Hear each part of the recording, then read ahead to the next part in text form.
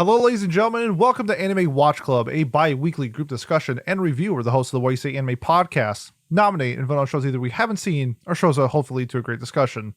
On today's episode, wait a minute, this isn't Heaven's Arena. Climbers of the What You Say Anime podcast will be reviewing the 2020 anime Tower of God. Let's meet today's reptiles.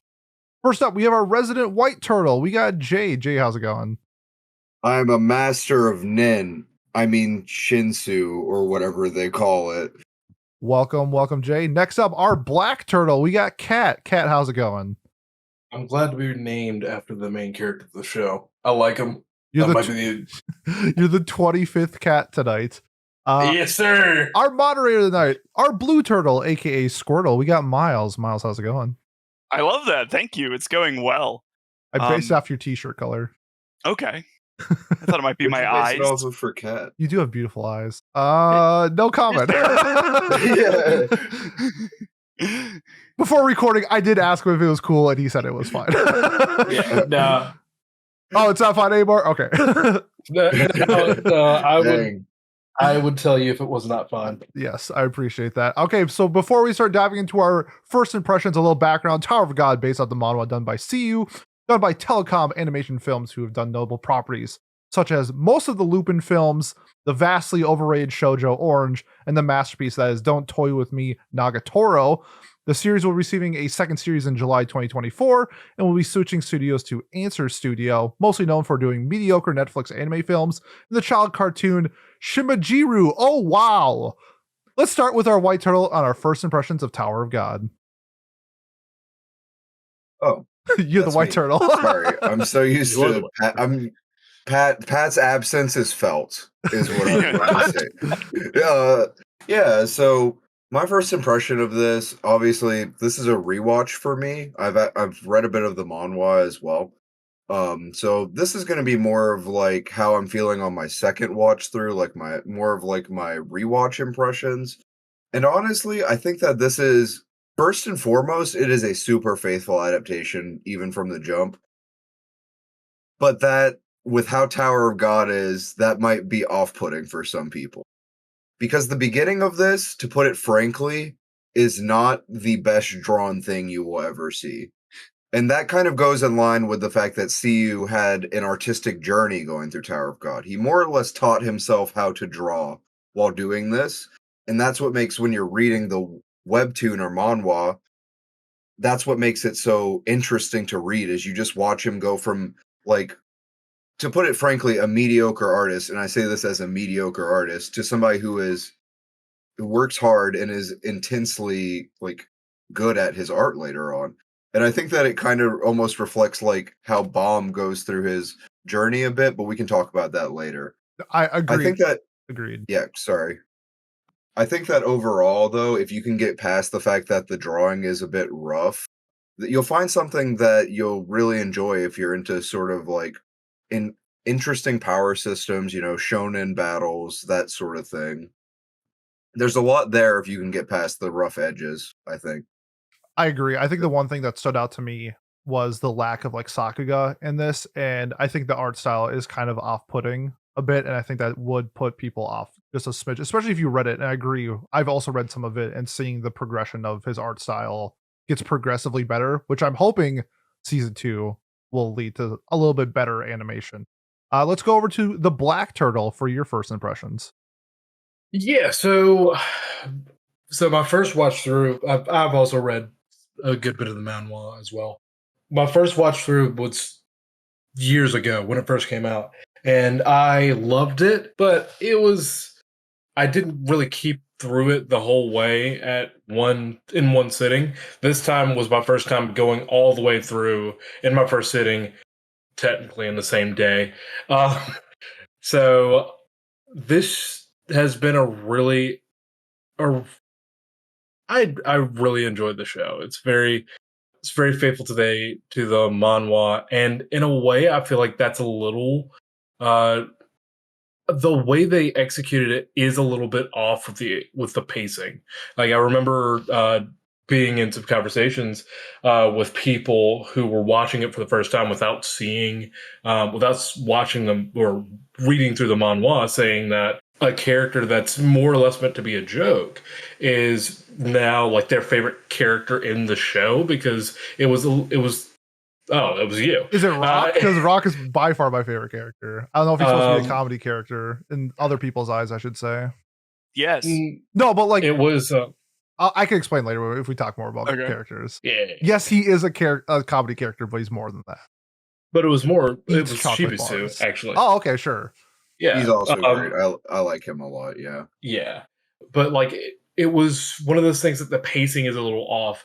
But if you can get past that, I feel like there's a lot of things that are leading towards what I'm hoping to be a really impactful and really good season coming out this year, actually, because I know like a lot of us know what is happening next, and I'm really excited for it. Yeah. So I would absolutely recommend this show. Yeah, I think 3 of the 4 of us have read past at least a little bit of where the season ends off. So sorry, Miles. Mine was also a recommendation, by the way. Oh, for sure. I'll play the role as Pat. So Jay would recommend it. Kat, would you recommend Tower of God? Absolutely. All right. Let's go to the Blue Turtle for his first impressions. Yeah. So, the first thing is Jay sort of stole my thunder, but I was going to make a joke about. I liked how they were faithful to the manhwa by having bad art. I've tried reading this a few times, and I always get stuck. What is maybe 10 minutes into episode 1, where he's fighting like the sea turtle thing or whatever, the sea serpent, the steel eel, I think it is, or something like that. Mm-hmm. And I don't know what it is about that scene. I had a hard time watching it too. But after that, I thoroughly enjoyed the show. So if for whatever reason you've tried reading this 3 times and have gotten stuck on the first scene, power through it because it does get pretty enjoyable. I sort of had an idea of what to expect just because I've heard people talking about it and everything. There were some things that were different than I was expecting too, which is pretty interesting. And there were a lot of really cool hooks in this, I think. I think this has a lot of interesting world building mysteries that are sort of seeded throughout it. And that's my primary interest in this show. I would definitely recommend it. I think that it's a fun time. The character design is either like really good, I found, or like really but that's because it's so varied, and I think that it's worth that sort of thing. So again, would definitely recommend. Think it's a good time overall. Right on. So that's 3 recommendations. I'll be the 4th. I even have like a poster. I'm a pretty big fan of Tower of God. No, I didn't take this off. It fell down and I didn't put it back up. First impressions, this was a rewatch. So I did the dub. I gotta say the dub is not good outside of a few VAs. I would definitely recommend watching this in the sub. I did have some problems with a couple characters. One of my biggest things with rewatches is like I didn't know if I was going to enjoy it as much as I did the first time through, because really this was kind of the start of my 20 to 25 seasonals. This is like right when kind of COVID happened and shit was like locked down. I was working remote full time and I had a lot more free time on my hands. So thanks to shows like Tower of God, it kind of hooked me into watching a shit ton of seasonals. And I really enjoyed it. My rewatch. Normally I usually rate things like maybe like a point lower on a rewatch, but I was speeding through this. I was having a blast. I was picking out things I missed maybe the first time, and it was just a really fun, kind of like what Miles said, enough mystery to leave me hanging and wanting more, but also just what I got from the first couple episodes got me really intrigued with like what the tower is. So definitely would recommend it. So that is 4 recommendations for Tower of God, and that is our first impressions. I think one of the big things with Tower of God is the sense of its world building, whether it's through power systems, the tower itself, what lies outside of the tower, and sort of the intrigue of where the story is going to go. So I want to get your guys' thoughts on how you think Tower of God handled its world building, whether it was a positive or negative, and maybe some comparisons that you can make throughout the story that maybe it did better than other shows or other shows did better than it. Yeah.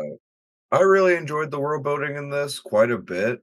I think that kind of one of the issues that I like it a lot, but I also have one major issue with it, and that's that a lot of it, because we're we're from the POV of Bomb, first of all. So that's an outsider POV. And nobody really explains stuff to Bomb a lot of the time. They just kind of assume he would know, because they don't know for a lot of it, they don't know he's an irregular. And after they learn he's an irregular, they sort of don't really like nobody takes the time to really educate him because of how fast the plot has to go, and he's kind of busy doing other stuff. Nobody's just going to sit down and like exposition dump at him, apart from like the jihad stuff we hear about. I think that a lot of the times there's like this panel in JJK that gets a lot of shit, where it's like talking about this character who has these past feats, and they're like, and he hunted down the 12 elite celestial generals as well as the Void Squad and killed this assassin squad. It's just like saying names and stuff of people that we've never seen, have no context for or anything.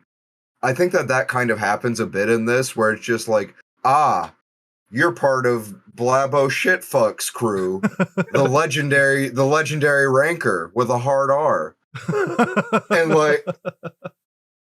And they expect you to be like, oh shit, it's Blabo Shitfuck's crew. But like, you have no context for it because you're also Bomb. Like, you are also in Bomb's shoes and nobody's explaining anything to you. And it's like, I know that you're cool because your design is sick. And most of the characters are pretty cool. But like, I don't have there's like little to no.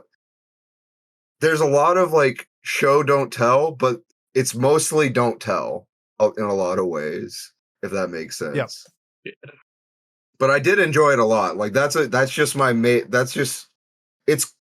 both it's like a double-edged sword in a way, where like you do stuff like that and it gives you future plot hooks and stuff potentially. But at the same time, like if you talk to somebody who's current with the manhwa, a lot of these things that we've seen in the first season have still not been explained currently in the manhwa or expanded upon.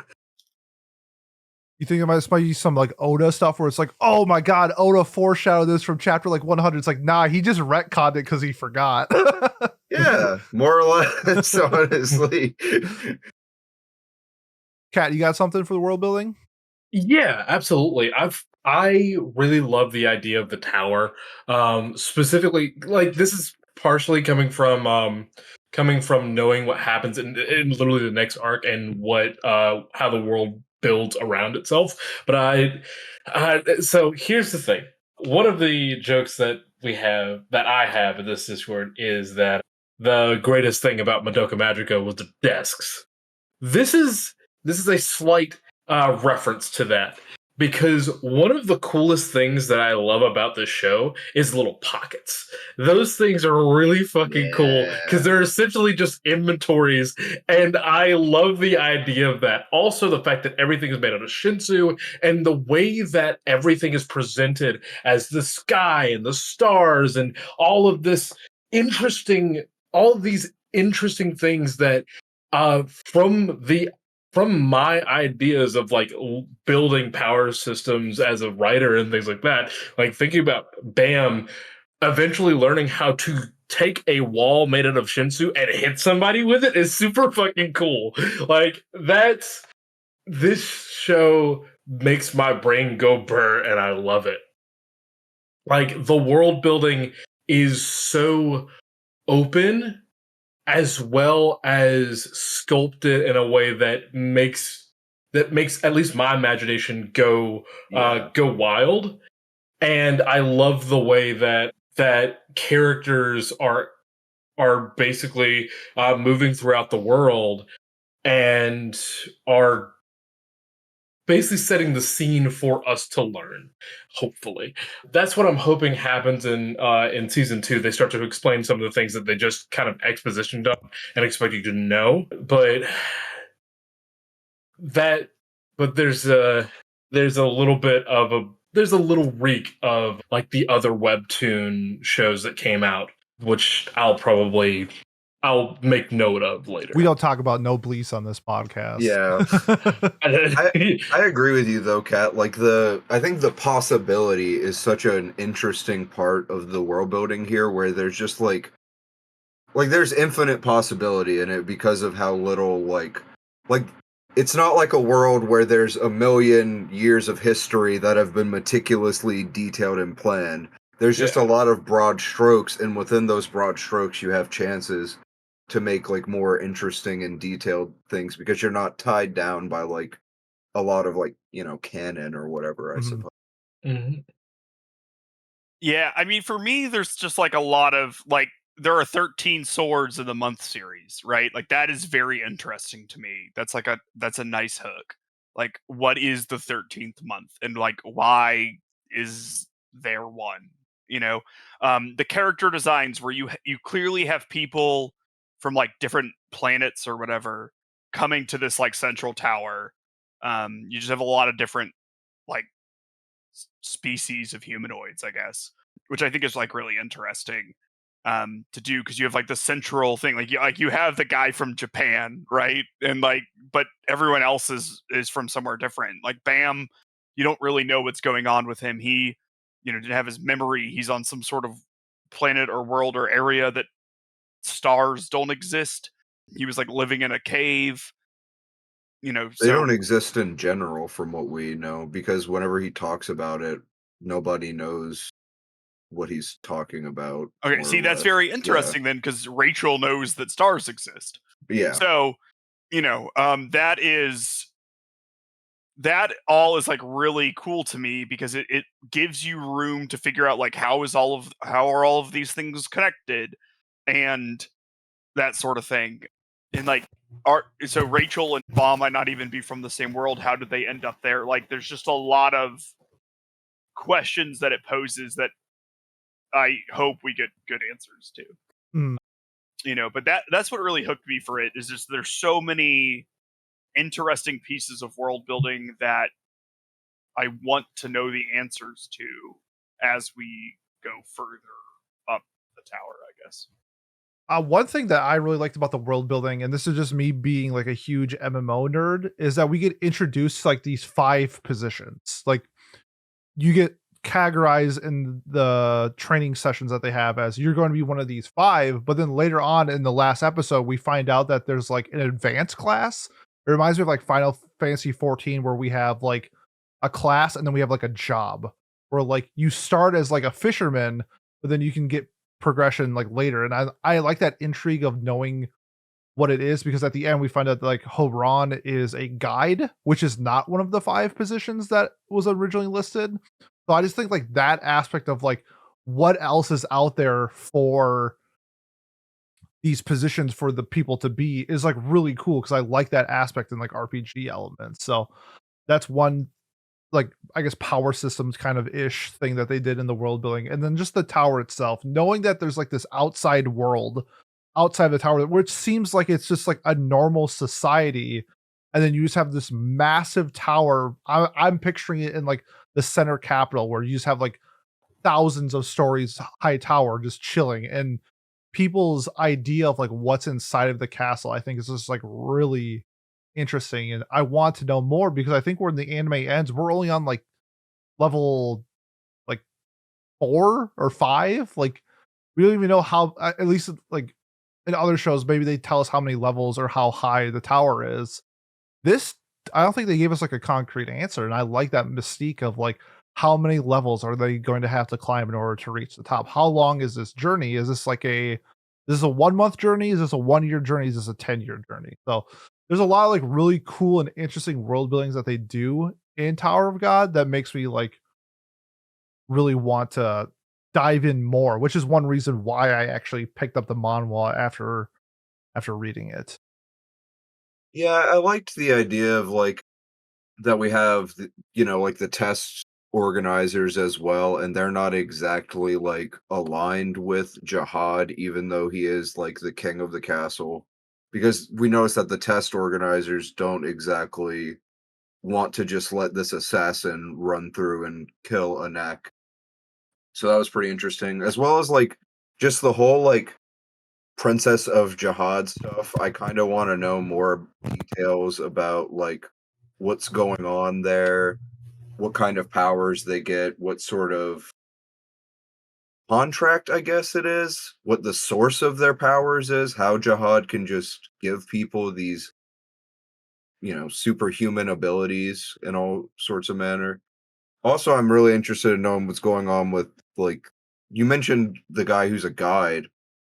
I remember they also mentioned like Anima, like the girl who can control the divine fish or whatever, and then Yep. as well as the other guy who is the assassin.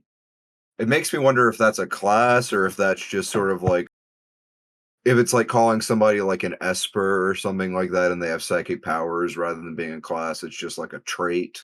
I don't know. I like the sort of gamification of it that you mentioned as well, Pete, because I'm also just a sucker for those sort of Yep. subsystems. I think the pocket also plays pretty heavily into that sort of idea as well with like the inventory system. Yeah, for sure. Yeah. And then like the guardian stuff too is really interesting. Like with the guardian of the floor or whatever, if or section, I guess. I don't know. Yeah, I feel like that's like an SAO like level boss where like in order to advance you have to kill the end boss type of thing. At least that's the vibe Yeah. I'm getting from it. Or I guess I don't Or want at to least like satisfy their requirement to leave. Yes, yes. Yeah. Some of them might require a fight. Some of them might just be like, hey, go fetch me, 11 bear asses or whatever. Kill 10 boars. Yeah, and then exactly. when you level up, it's like kill 10. He's red got boars. like a question mark over his head at the end when Ben. Yeah, that's exactly. Yeah. You've gained 10 silver. I guess on the topic of world building and kind of, I made the joke in the intro with comparing this to Heaven's Arena. I feel like Hunter x Hunter takes a lot of inspiration, or this takes a lot of inspiration from Hunter x Hunter, the power class systems, and then kind of has like like the selected role when you enter your power system. So like, and with Nen, like you're like a controller, like that's what the thing tells you. And then this is like, oh, you're a fisherman because this is what we're telling you. And I feel like I got that idea from Hunter x Hunter along with the tower itself, sort of to me like really having like Heaven's Arena feels. I don't know if anybody else got like this vibe, along with Bam and Kun essentially being gone and Killua. That's the big one, honestly. Also the whole family of Killuas, essentially. I think Shinsu, while it is very similar to Nen in a lot of ways, it actually reminds me more of like Haki from One Piece. Because not everybody is using, like in Hunter x Hunter, once you get past like the Hunter exams, everybody's using Nen. Yep, correct. Like even no matter what you're doing, you're using Nen. Here it's more of a specialized thing where people have like Shinsu, resistance or whatever past a certain point, but they're not like actively like using, I'm gonna say casting spells or whatever with it, like you might in Hunter x Hunter, where your technique is always using Nen. Whereas in One Piece, Haki is like something that certain people can harness better than others. Obviously, our main characters are usually skilled at that sort of thing. So for sure, I just want to get that out because I remember one of the drawing points to Tower of God was my love for Hunter x Hunter. It's like I'm getting so many Hunter x Hunter vibes where I watched it right after watching Hunter x Hunter, so I'm definitely right there with you. I think that is what helped latch it on for me, as well as like the similarity where you have these characters where everybody has sort of their own, like this is a very typical shonen thing, but Hunter x Hunter and like JoJo's and stuff kind of specialize it more than others, where everybody has their own special thing going on in very unique ways. And it's not just like I'm gonna punch you super hard or whatever. They use it in interesting ways with their environment and stuff. Kind of like Worm, a web serial by J.C. McCrae. Good plug. Yeah. So like a huge part of the show was also the characters. There was a wide vast variety of whether it being dramatic to comedic. What were some of your guys' favorite characters and why?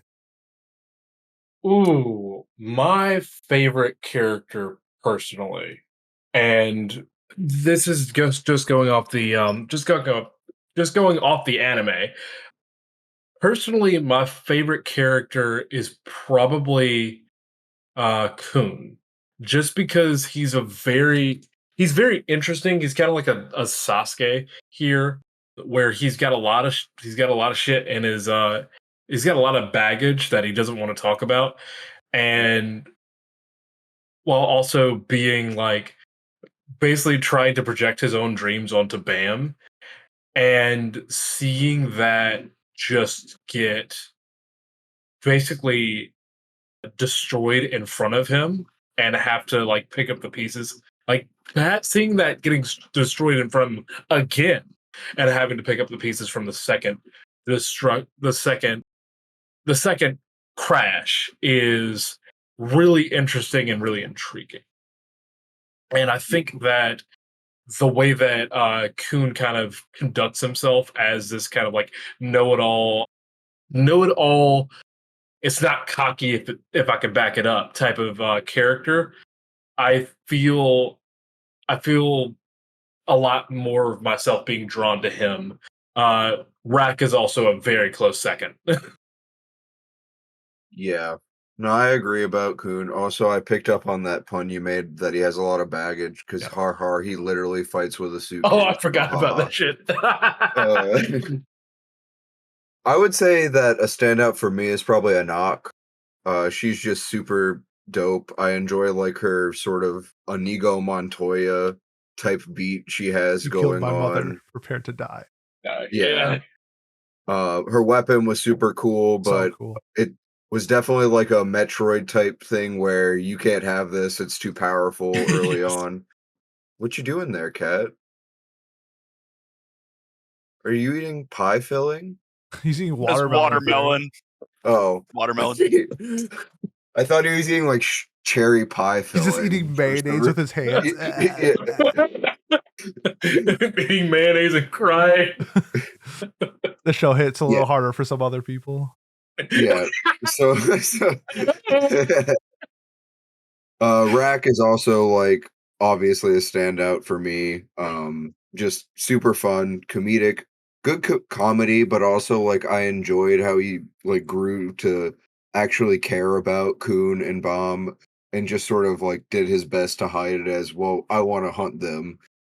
I really want to know more about his backstory, honestly, because like why did an alligator or whatever mutate like this? Because it's pretty implied that it's not a super common thing for an alligator to, be bipedal and able to throw a spear. Because if it was common, there wouldn't be any other species on the planet. Let's just be real. If all the alligators in this world had human intelligence and were that big, it would be a Jover. That's all there is to it. And then, Kuhn, obviously, he's just made to be like everybody's favorite character in the first season, basically. And then, what was his name? Shibusu? Shibusu, yep. Yeah. Yeah, Shibusu and Loro? Liroro?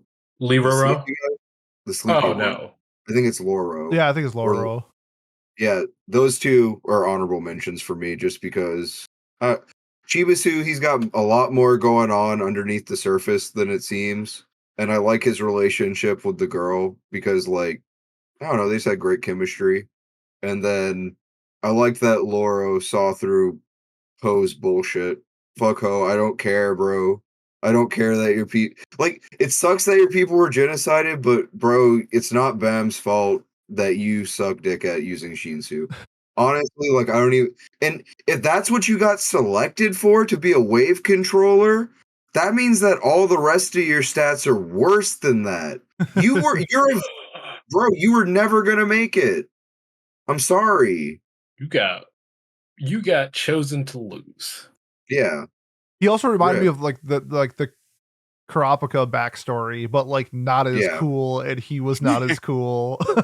Kurapika would have never, like, he wouldn't have betrayed Gon and Killua like that. He would have just fallen into a void of unfathomable sorrow. Yeah, so I'm gonna second Anak, who I really liked. I also liked Dorsey and her sort of chemistry with Anak. I thought they were like a fun sort of frenemy couple there, and I always like that sort of thing. I'm gonna be the biggest hater. I don't really like Rock. Damn. Wow. Red flag. Yeah, I guess. I don't know. Your parents get killed by an alligator or some shit? Yep. I'm betting your favorite character is a dude named Full Black. I just said that my favorite character was Anak, followed by Dorsey. I reject reality and substitute my own. Okay. I did like Killua as well. He sort of got the, I'm 5 steps ahead of you, 5D chess thing going on. Like, if he was slightly more smug, I think he would have been my favorite character. He was already so smug, though. I know. He's more smug. My favorite character design is probably Yuri's. It's so I think good. she looks like just really good. And you know what? I like Bam a fair bit. Like, he sort of, as far as incredibly naive main character people go, I enjoyed him. I thought he was a cool guy, all things considered. I want to know why his name is 25th Bam. That's another little world building thing that I'm curious about. But yeah, so I mean, I don't know. There's a lot of good characters in this. Like, I don't think there are many bad characters. Like, even people we may not like, I think are interesting in one way or the other. Agreed. So yeah, my favorite characters kind of stem from like the moments themselves that like kind of made them who they are. With Rock, I did like his banter with the core group, and also how he did care since like episode 5, but like he put it in his own way, where it's like when Bam got hurt, he got hit in the head, he's just like, you have to get better because I have to hunt you. But he's like, he wants him to get better because he's your friend. And I kind of like that. And then at the end of the season, where they think Bam is dead, and he like kind of lets out that yell where it's just like anybody else he wouldn't do that for, but sort of the progression of seeing him kind of open himself up to the group was kind of really nice. And also, one of my favorite scenes in the entire series is when Anak is getting her hair done and she just smiles. And it's one of those scenes where it's like the whole time you see Anak, she's like out for blood, out for revenge. It's super serious. And then once she sort of opens up to the group, like she kind of realizes it's like, oh, these people are my friends. And like it seemed like she hasn't really had that since she lost her mom. And that was just really cool. And then you got to see like the party after Ho died, where they all just got like drunk together. Yeah. So that was like really fun to see like Anak just being like hammered drunk and everybody else just like having a good time. Thank God this guy died. Sorry. No, for sure. I mean, who cares about Ho? Like, yeah, really. Dude wants to be one-winged angel, but you know what? I take back what I said about Bam. Holding a funeral for that dude was sort of silly. I think it's just an excuse to get drunk. I'm gonna keep it real. Like, they're just like, yeah, we should, like, y'all want to drink, but we need a reason why. Let's celebrate our friend Ho that we've known for like 2 weeks. But those two are like the real ones that stood out. But like the character designs in themselves, I just thought were awesome, and they're just so much fun. Like, ranging from somebody like Yuri, who just looks like a runway model and like wearing like the most expensive clothing, and she just looks like $1 million. To somebody like Shibisu, who is, he's out looking for Gabagool because he's an Italian mobster or something like that. Like, he's squatting on the corner drinking vodka, and it's like I really enjoyed like the contrast between the people that we got. So that was really fun. Also, Bam's outfit just looks really comfortable. Like, I would love to wear what dressed Bam like wears. a Black Clover character. Yeah, he looks like a Black Clover for dressed sure. But just like, I don't know, something about like a headband and like shorts. He just looks like he's ready to ball at any moment. Maybe like. I think that the Shibisu reference, or not, it's not a reference to this, but what he was reminding me of was fucking Squid Game. Oh yeah. In the jumpsuit doing tests. Yeah, he was Squid Game before Squid Game. Yeah, but like Bam, it's like if the next level is like a pickup game of basketball, like you might be picking Bam first and putting him at point guard. Like maybe Rock at center, but like who knows? Like I just like the drip of that, and everybody else just like, I think like their personalities match their clothing, if that makes sense. I thought that was just like an interesting way they mixed that together. So, anything else on the characters before we move into our fun, super hot topic? I just received multiple paragraphs from our missing host on that thing. Okay, when we get to that, then we will get to that. Yes, I will say I don't like Blanket Guy either, and I don't like Parakewl. Parakewl sucks. Parakewl Oh, does. my suck. hand slipped. Bitch, you threw a spear and killed somebody. What do you mean your hand slipped? Well, he did kill someone who was just about to kill Ninja Dude or whatever, but like Samurai. my bad. And I don't know. I thought they were a little hard on him. I just hate the way that he looks. Oh yeah, I mean they literally call him Pickle. I just don't like his little hat thing. It's Pickle Rick. It looks like I hate it more now. That's who he is. Look at me, I'm Pickle Parakewl. Would you rather have Parakewl be Rick Sanchez or Parakewl? So part of the reason I don't like I don't think I like heavy amounts of comic relief in this series for whatever reason, which is why I don't think I like Rock that much. And so I think I'd rather have Parakewl because at least he doesn't really do anything. Like Rick would insert himself and make a bunch of jokes and stuff. And Rick and Coon would not get along with each other. At all. No. Well, yeah, I mean, does Rick get along with anyone? I mean, Rick is just basically BoJack Horseman, but without the growth. The bird guy before he betrays him. Horseman is BoJack Horseman without the bird guy didn't betray him though. He died. Well, he died because he get like a his partner, would-be bride betrayed them. That's right. Yeah, who was voiced by Brenda Song, I think. Ooh. If I recall correctly. I could be wrong. Throwing some Rick and Morty talk into our Tower of God conversation. Okay, I think it's time for the hot topic. We're talking Rachel. Miles, do you want... I think we're all on like the same ideal. We're all on the same, like, we all have the same ideals on like where we think about Rachel. But our missing moderator tonight, Pat, is on the opposite side. So Miles, I don't know if you want to read what Pat wrote first and then we can dive into it. Yeah, sure. I haven't read this, so if there are any like racial slurs or anything, that's on Pat. Miles is just gonna throw a few in there now. He said wicked 13 times in his paragraph. Okay, so to be very clear, the Rachel did nothing wrong take is a meme, and it always has been. Obviously, what she does to Bam is reprehensible and awful.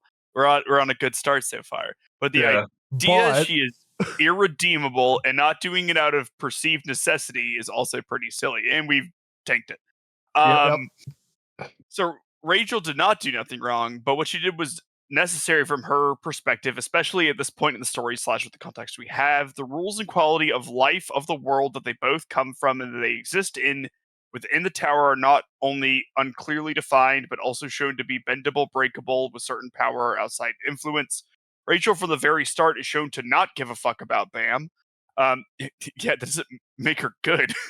Sorry, I'm supposed to be giving an unbiased thing. That is an accurate assessment, but it is weird to read it in this context. He was always either a tool for her to move up to the tower or a companion to get her in the tower she did not care about. He's forgetting option C, which is someone to praise her. It's what she does, cold / heartless, yes, ruthless, but she does it because she wants to continue to advance the tower and sees him as a threat to that. And also encouraged by one of the rules masters / whatever the hell he is. Yeah, fair enough. I just don't get how people like characters like Char, but don't see how Rachel isn't similar. To be fair, Pat, me entirely. Well, I do like Char, but I was also on the Char is evil side. Yeah, it's like I think we all agree that he had drip. I like him because he's a bastard. Yeah. And he has like drip and he's cool. Rachel isn't cool. Is the difference. Rachel dresses like a fucking receptionist. Rachel's that white girl at the park that calls the police on black dudes for just sitting on a bench. Barbecuing. That happened. She's more jealous than Char, sure, yes. But she's trying to win and survive. It's a brutal world they live in, and she's prioritizing herself over someone she never cared about. I don't even know if that's true. Anyways, I disagree with that. There's another paragraph. No, to act like there's no nuance to what she does and how she goes about things as well is absolutely ridiculous, unfair to her as a character. We have clairvoyant knowledge of the world that the characters do not. And at this point in the story, there's no reason to think it's life or death at all times and how you advance. She shouldn't think it's life or death on how you advance the tower, being reliant on others not advancing. There's actually quite a few clues to that. The first episode, 200 people are killed. Like, it's life or death is the first test. But what I'm also like, but I was just here talking about it in person so I could answer specific points. Sure. Yeah, okay, so that's what we have. So, I mean, addressing some of that, rankers are all people who have climbed the tower, and we meet like, I don't know, 5 of them or something. So, more than one person can climb the tower. I feel like pretty obvious. Yes. 2, and my main, I guess like my main point here is like learning Rachel is an irregular is pretty big because she wasn't called here and she can't accept that, and she's willing to do whatever she has to do that, which is what Pat says. And what that thing, the specific task sent for her is to kill Bam with her own hands, right? So you have to decide if your dream is worth literally murdering someone who has been nothing but kind to you. And just like the char conversation we had, my answer to that is no. What a bold statement, Miles. I mean, I don't think there's like a lot of nuance in it. Like, as far as I know, and maybe someone who's read further can like hit me up on this, she could have just been like, you know what? I guess I won't climb the tower. And either waited or tried to figure something else out. But like, I mean, she even tells herself, like, she says it's not the right, like, she criticizes herself. She doesn't think she's made the right decision, really. He has like a whole breakdown about how fucked up it is that she's doing it. Like, she knows it's wrong. Also, I just want to say it's not like you have to climb the tower or you get sent back to like the cave or whatever. There's plenty of people who like fail and just stay on, you know, the 30th floor or whatever the fuck. Yeah. Like another thing is that she's not just going back to the cave. She actually had somewhere else to go. She found Bam in the cave. Yeah. Yeah, I don't that the bit of where they're from is unclear enough for me to like, yeah, I we doubt don't know. the world. Yeah, like, she's not in a cave for sure, but there are no stars in that world. I hate it. Like, makes sense. But like, even, I mean, she comes to realize what she wants is to be special and for her to stand out above everyone else and be the best. Her dream is sort of inherently selfish. She is aware that her dream is inherently selfish. That is why she is aware that she came up with like a different dream to sort of, you know, like, to deny, like, to be in denial about, basically, right? To be like, this is actually what I want. I don't want this selfish goal that's like in the back of my head. But like, Bunny Stick Boy calls her out on it and she's like, yeah, you got me. And then when she decides to actually kill Bomb, because she wasn't always going to, is when she sees that he is more successful than her. And that's what she didn't kill Bomb because she wanted to climb the tower. She killed Bomb because she was jealous of Bomb. And that's the issue, in my opinion. I don't know. Yeah. I'm gonna make a crazy comparison, and let me finish before you guys react to this. So Rachel and Griffith are the same person. Just one is a little bit more severe than the other, but they're both chasing after a dream and is willing to do whatever it takes in order to reach that dream. However, they have options. They have choices that they can make. It's, do I chase after my dream? Am I willing to sacrifice the thing that is most important to me to chase after my dream? Or do I take the L and just live my life? Like, if Rachel fails the test, or if she gets like removed from the tower, it's not like she gets killed. Like, if it was under the assumption that like either she kills Bam or like she gets killed, I could be a little bit more sympathetic with Rachel. But like that's not the case. If Rachel just doesn't do it, she just fails the test. And that's where it's like, where am I supposed to go with Rachel on this when you have choices? You're not stuck in a pickle. And like Miles mentioned it before, the idea that it's not just one person. It's not like King Jihad is the only ranker. Like it's clearly shown that when you separate into teams and you have like 5 positions, to me that's like a clear indication that your team climbs the tower, and like you need 4 other people in order to progress. And like I get that Rachel has a little bit of a handicap shown before episode 12 that would maybe hinder this, but then we find out that the whole time that she could walk, and then she's just manipulating people, and that's kind of like her whole shtick. It just gets to the point where like, how am I supposed to defend an evil person in any way possible? Like Bam is essentially like her child. Like whether she wanted, or maybe like a lost pet maybe is more of a better comparison, but like I don't know, would you just like kill your dog in order to see some stars? Like I don't know. Like to me that's where I lose sympathy for Rachel. Even though I do like her character. Like you see like a descent into madness towards her in episode 12 with seeing Bam be so successful and wanting that to be her. And then we also getting the backstory that Bam is not actually an irregular. It was supposed to be Bam the whole time. It's just Rachel got picked, which we don't understand why yet. And sort of just Rachel sort of being this selfish manipulator person the entire time. Like she knew from the beginning that she was not supposed to be there, and she still carried on. So that's kind of like where I fall off the trying to sympathize for Rachel, and I'm more on team fuck Rachel like all day. Yeah. Anybody else got anything on Rachel?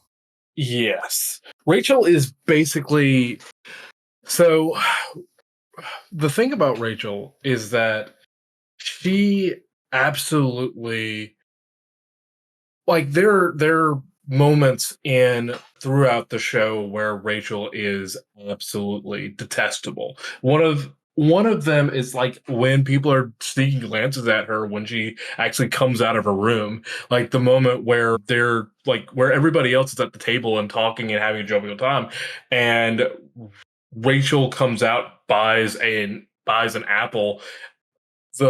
One of the princesses, and Dorsey looks at her and she just kind of scurries off.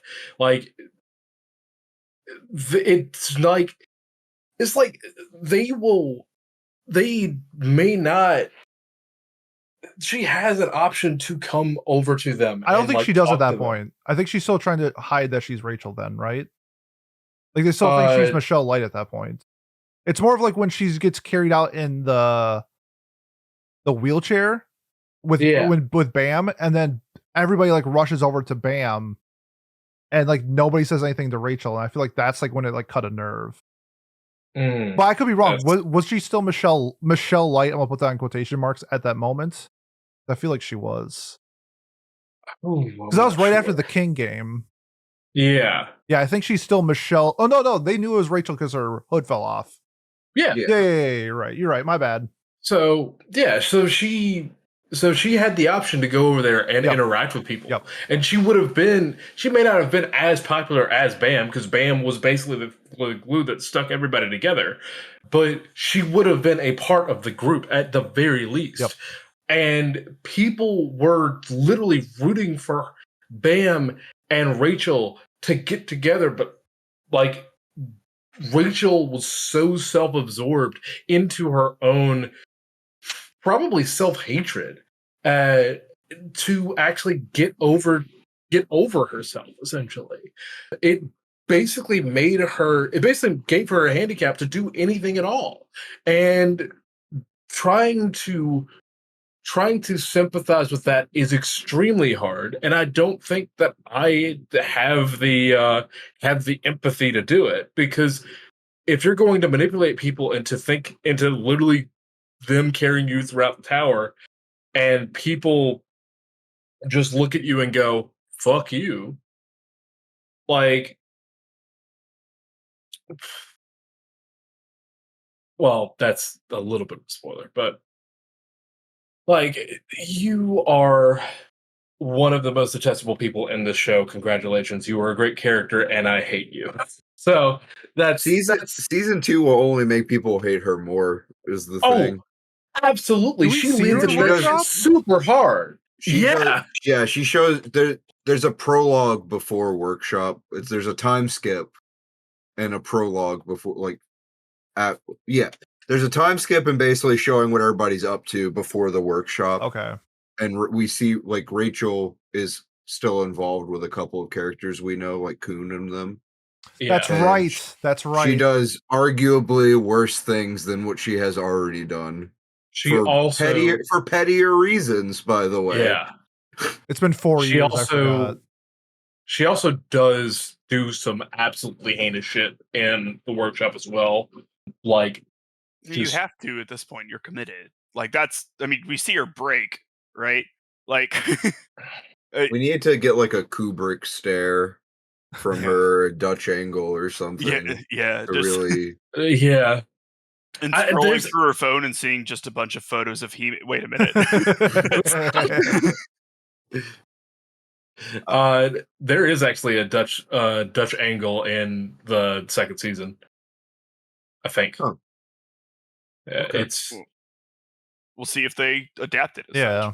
I want to play like devil's advocate. I'm like trying to think of ways how I can preach for Rachel. There are some stuff. I mean, what Kat was talking about, I would say she had already decided to kill Bomb at that point. Yes. And she was struggling with that decision.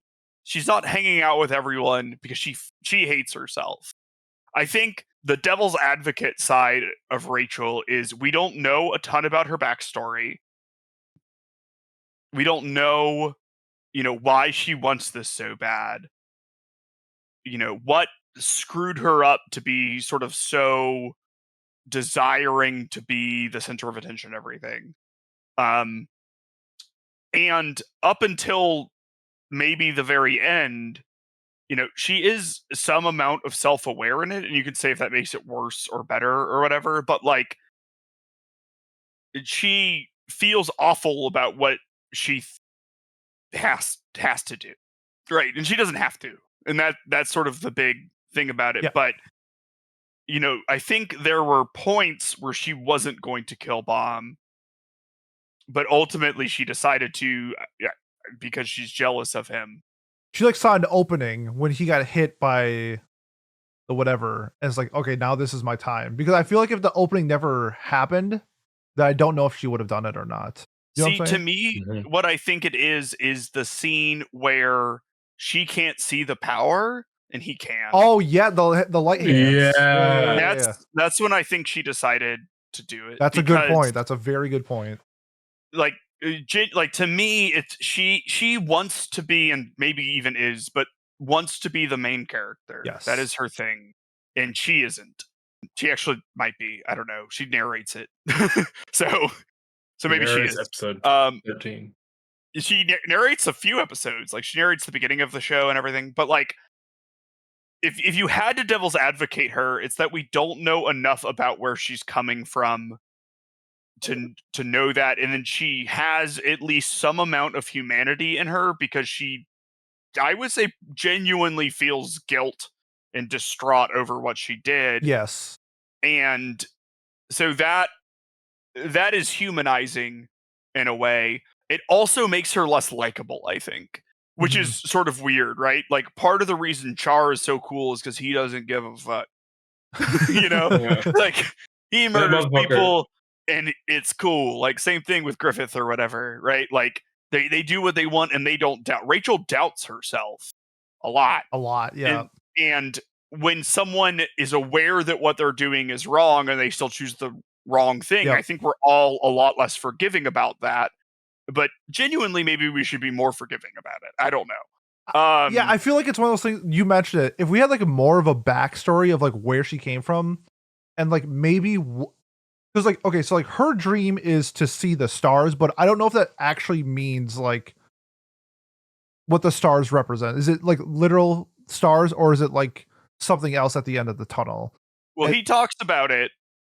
So in universe, like it's a metaphor, right? But like They are literally stars because she tells Bam in the cave there are these points of light that like cover the sky or whatever. Okay. So they are stars from my understanding, right? I don't know. Maybe there's like some cool undead unluck sort of reveal or whatever. Sure. But they are stars. But again, it's important to note that her dream is not to see the stars. Her dream is to be a the star. stars. Yeah. So like that is what she wants truly. Yeah. Except for I do think that maybe she was manipulated into that a little bit. There's like another thing, I guess, if you want to do it, is that I think she got played. I don't know. I haven't seen enough. That bunny guy seems to have a plan for people, and I think he saw someone who was pretty easily manipulated in Rachel, and like we know that she's being manipulated by people. Yes. And I think that like the level of that might even be like a step above what we're currently aware of. Though I am unsure. But that's I think that's the intrigue, reason. though, right? Like, there are so many. It's not like I compare it to like Land of the Illustrious, where like there are questions that are left unanswered that we don't really know a lot about. What I think Tower of God does a good job of is giving us enough to have some hints of what's going to happen or what could happen based off like the context and the world itself, where. Yeah, like you said, but like where Rachel could go and where she's from, I guess, is kind of like where I want to see Rachel's character. And we know Rachel gets to the top, right? Per the narration at the beginning. Well, that's just like a painting. I don't know if that's. I mean, it could be foreshadowing, but like we don't. Well, doesn't she say like this is the story of how Bam and I like? I don't think. I don't know. I don't know if that narration is in the original manhwa, honestly. I think it is. I don't know. I'd have to see or not. But like, I don't know. When Deku tells me he's going to be the #1 hero of the beginning of the world, I believe him. Like, yeah, but Deku is a truthful, honest person, and Rachel is a lying, conniving manipulator. And so her getting to the top. She's probably trying to connive and manipulate you into thinking that. Yeah, I just remember my train of thought. Sorry, the mystery between like being played with like enough context clues where we see sort of with the Jihad princesses as well. That could be like all intertwined with sort of the rankers being a part of like this other thing going on with these like new recruits. I think is kind of intriguing in the mysteries there to see what's coming up next with them. Yeah, I think there's like a lot because there's more to go after you become a ranker, right? Like we met a god, so that we don't know the current. Yeah, we're at level 4 or something. Yeah, like the hierarchy of everyone and like the power level of everyone yet. But I genuinely wouldn't be surprised if Rachel gets up there and it's very not worth it for her, and she jumps off the tower or whatever. But like. I don't know. It'll be interesting to see how it goes. I don't. Is this done yet, or is it still going? It's still going. It's been on hiatus. Okay. Yeah. The author got fucked up from COVID, and he was out for like 2 years. I remember like a huge delay. Okay. There's one quick thing I want to revert to back from the world building. How do you guys feel about the regulars and irregulars? That concept. I wanted to touch on that because. It's kind of showed that like irregulars aren't meant to be there. However, I believe it's in episode 5, we get like a clip of an irregular who has completely climbed the tower. So it's not impossible for irregulars to ascend. So did that do anything for you guys? I find it very interesting because it kind of shows almost like a little bit of an oversight with the tower, because we know that the king of the tower, King Jihad, he doesn't really want irregulars in the tower. Yep. But since Bam is an irregular, and part of that I think is Bam is a regular. He is a regular? Yeah, so it's shown that Bam was supposed to be taken in and not Rachel. So Rachel's actually the irregular. But I guess one of they the might things both be an irregular. Like I think they're both irregular. Supposed to be one, and that's 100% true. But the way he got in he might is. So I don't know how they would Okay. delineate that. Yeah. But Because one of the things that I'm remembering is I don't remember which episode it is. I think it's like episode 3, episode 4, where Leroy sends that wave of Shinsu at Yep. everyone, and he stands there like nothing happened. Correct. That's why I think that he is irregular. And I think it goes more. There's a couple more things that point to him being irregular, but I like the idea that a lot of these characters are regular, and they get extremely powerful just from the power that they have. And I lost my train of thought for a second.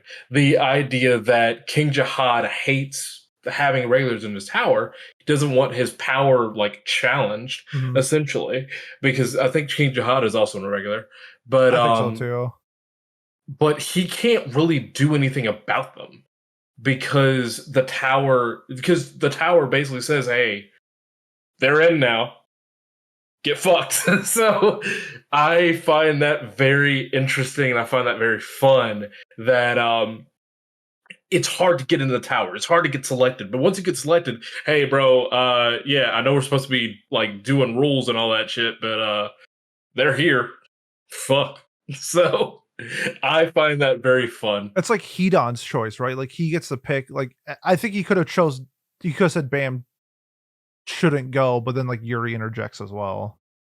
Yeah. The last thing I want to talk about just real quick before we get to our final thoughts was the OST, and it's done by Kevin Penkin, who is my favorite anime composer. He's done things such as my favorite OST of all time, Made in Abyss, especially the second season.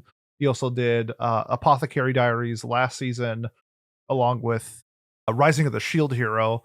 And so I guess with Kevin Penkin, I feel like I have like a higher criteria for his music. And while I do think this OST is good, I think how they use the OST was a little different than normal. So there's like one song in particular that I linked to you guys where I thought it was from a video game, where it's like the dun dun dun dun dun dun dun dun dun dun dun dun. They do that like 4 times in the series, which I thought was a little interesting, that you use the same song more than once, and not even like twice. It was at least 3. I counted at least 3.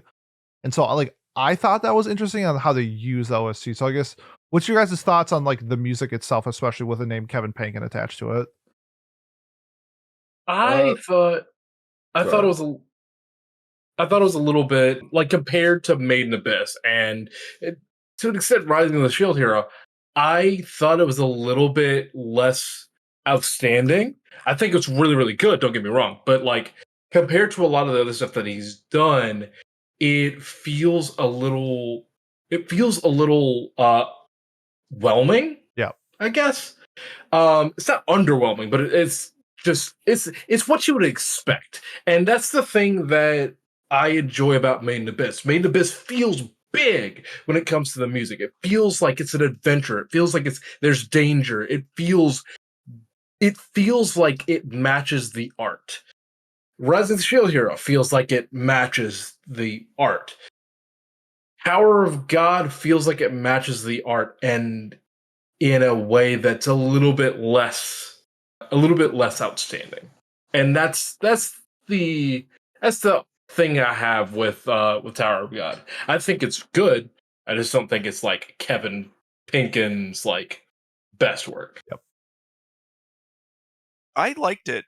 I noticed it. I'm really not super tuned onto like what makes good OST or whatever. So like the way that I think about it is that if I noticed it and it was like I like this, then I thought it was good. Sure.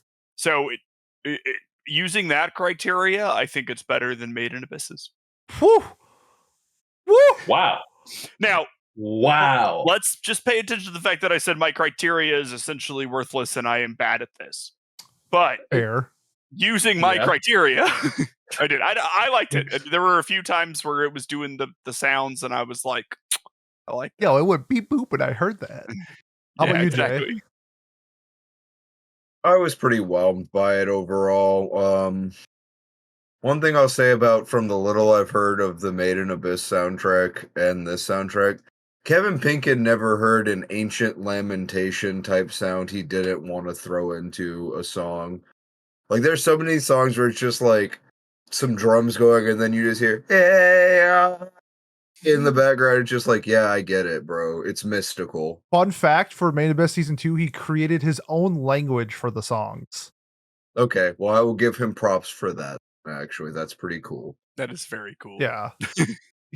It's if you're like an OST nerd, I'm not like a super OST nerd, but I just love Kevin Penkin and look up like his Main Abyss stuff. He talks about like how he couldn't find the voice that he wanted to for the song, so he just made up his own. I was like, that's really fucking cool. Like that's what you want. If you can't find it, just make it your own. Okay, let's move on to our final thoughts and ratings. We will start with the White Turtle. Yeah, so honestly, watching this, I finished it up, and literally the last thing I said after finishing it was, "Yep, that's exactly how I remembered it." It's pretty good overall. I like the world building quite a bit, as we discussed. It does it has such a wide cast of characters, but even the fact that it's such a giant cast of characters doesn't make any of the characters feel like super underdeveloped. Like, they all feel pretty distinct. If you're meant to, like, actually care about them, they feel pretty distinct, more or less. Couple of negatives I would say about it. Again, the art style, like the one-to-oneness of it with the webtoon might turn a lot of people off. The animation quality is like fine. It's nothing to write home about, but there's literally like pretty much nothing exciting in it ever in the first season.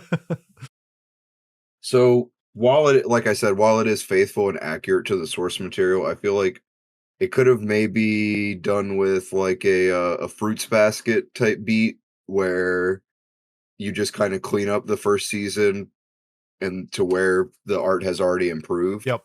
Because if you read the first season of Fruits Basket and then watch like the remake, you're like, oh wow, this is not how it is at all. But it's faithful to the later style of the author, and you can do that with CU. Like, there was enough of Tower of God, I'm pretty sure, at that point to where they could have done this. Yes. So for me, I'm just giving this the exact same rating that I gave it when I first watched it. This is a solid 10. 7 for me. Okay, 7.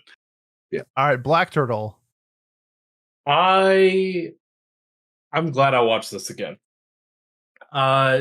So Tower of God season 2 is coming out. This has been a welcome revisit because of all of the characters, and it did clear up a lot of the things that I was confused about with the first season of the manhwa and the show itself. I felt like I understood the story inside and out with this watch, and I am confident about like the things that are going to carry over in the second season. And I feel like this has done a very good job of getting me excited for the second season. Again, part of that is due to me being biased because I really like Tower of God, but also part of this is due to the fact that a lot of the characters are very well developed. The world is exciting and it gets my imagination going. And the characters that are meant to be evil are intriguing in their evilness and not just evil for evil's sake in a boring way. I feel like a lot of the things that I can complain about it don't really hold as much weight now as when I first watched it. And I feel like this show has grown on me. So I'm going to give this show a 9 out of 10. 9 out of 10. All right, Blue Turtle. That's me. I thought everything about the show was pretty solid. I liked the characters. I liked the world building. I don't really care about action or anything. Like Jay was correct when he said it wasn't anything special, and that's my. I like that. That's where I want to be. I'm definitely intrigued to see more. I'll watch season 2 or end up reading it or something, and I'm gonna give it an 8 out of 10. 8 out of 10. All right, last up is me. agree with what Jay and Miles said. I think that a scene similar to like Endorsi versus Anak when they're on like those giant like mushroom things, I think that could have been a moment where you turned the Sakuga on just like a little bit. Like, I think that's the moment where you could have shown like what the series is capable of. However, that just turned into like a normal fight. And I think that's like what's lacking in the story, where maybe you're not the biggest fan of action, kind of like what Miles was saying, but with what we were seeing in the show, I do think that we could have had some moments where it could have stepped up its game, whether it was that fight or when they were like running up the spiral staircase, Quartz, I think his name is. Like you could have done something in those scenes to really showcase some of like the scout's power. Like what does a ranker scout look like? And I feel like all we kind of got was like he's really fast. And outside of that was like I think like honestly like the biggest takeaway of that was like Bam being able to like manipulate other people's Shinsu. That was kind of cool. But yeah, when it comes to shows like this, my biggest factor is going to be the enjoyment, and I enjoyed the hell out of this. I mean, I just checked my top 100. Tower of God is my number 63 show, so I'm a pretty big fan of Tower of God. I'm really looking forward to season 2 and seeing the workshop arc get adapted. I doubt we'll get more after workshops, considering Hell Train is like 200 chapters, but you never know. But yeah, it's a lot. I'm gonna give this a 9. I really enjoyed it. I love like the world building and the characters themselves. But if you were to watch this, please watch this in Japanese. I think it's just so much better than the dub. So that brings our average to an 8.25, which is like 0.7 higher than its mouse score. So yeah, we're pretty higher on it than average. So that concludes Tower of God. Miles, what are we watching next time? Of course. You came prepared, right? I did. In third place, we have Akudama Drive. Second place, we have Vivi. And in first place, we have Kuchu Barakano. Wow, I didn't get a legacy point. That's a huge L for the Umamusume. Good job, voters. Let's go. I'm doing my part. It was the stable didn't show up. The Derby was this week. We were busy. Next time, for sure, stable come out. Yes. Oh, I need to do the Pat thing where I post the thing. Well, you can do that after. Okay, great. And now let's all say what we're gonna nominate this time. Cat. Hey, I came prepared, and you know what I'm doing. So here is my nomination. I watched this show, God, 6 years ago. I really loved the interesting things about the show. It's a fairly dark comedy, and it deals with a lot of yokai and the way that and a cult and stuff like that. I am excited to see what you guys think about it. I'm nominating Gugure Kokori-sen. Okay, I found it. Yeah, I sent it to you. Oh yeah, you did like 3 weeks ago. Yeah, I forgot about that. Okay. And Jay. So I will preface this by saying the similar anime / recommendations for what I'm nominating. The top 2 are Berserk 1997. That's a good one. And Frieren. Those are 2 really solid shows. Okay, I'm going to nominate the 1990 OVA series Record of Lodos War. Oh, that's on my list by Madhouse. Oh, that is Record of Ragnarok. That is. I would never nominate Record of Ragnarok as someone who reads the manga. Okay, that is still Record of Ragnarok. Sorry. I could send you the link. I found it. Okay. This looks like Berserk 1998. It does. 98. 97, whatever. Put some respect. Put some respect on my name. And Pete. I'm gonna need the stable to come out because not getting a legacy point when there are 4 shows and we don't get top 3 is pretty bad, especially since we have like 3.5 legacy points. So I said I'm gonna keep trying it until it wins. I'm gonna nominate Uma Musume Pretty Derby. My fear is that this is like the wake up call that the stable needed. Yeah. Because I was sort of hoping that we could hold this off until I go to Japan, so I don't have to watch this bullshit. Well, but don't you want to watch it before you go because it's everywhere over there? No. Okay. I'm going to be nominating O Maidens in your Savage season. Oh, banger! Oh, banger in your Savage season. Oh, that's okay. That is it. So, Pete, take us away. Yes, if you have made this far and you want to support us, the best way to do so is like, comment, subscribe, leave a review on whatever platform you are watching or listening to us on. It is the best way to help us. Next week, I believe I am doing some seasonal thing. Don't know yet. I think I'm doing that. So tune in next Monday.